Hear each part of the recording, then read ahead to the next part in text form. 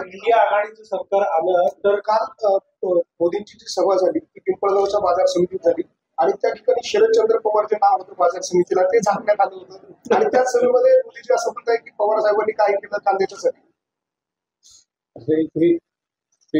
काय केलेली सरकार 10 वर्षाचा अनुभव घेतला असेल त्यांचा स्वतःच्या योजनेसाठी सांगतो की ते ज्यावेळी गुजरातचे मुख्यमंत्री होते त्यावेळेला त्यांच्या राज्याचा स्थितीचा कोणताही इथे असला तर ते माझ्याकडे मला घेऊन गुजरातमध्ये एका वेळेचं असं झालं की मी इस्रायलला चाललो होतो आणि मोदींनी मला फोन केला की मला अमेरिकेच्या त्यांचा विचार नाकारला. त्यांनी सांगितलं मला इस्रायलमध्ये तिथं शेड्यूल तुमच्याकडे करायची इच्छा आहे, तुम्ही मला घेऊन चाला. त्यांना मी घेऊन गेलो. इस्रायलमध्ये ॲग्रिकल्चरची टेक्नॉलॉजी या सगळ्या गोष्टी त्यांना सविस्तरपणाने 4 दिवस दाखवले.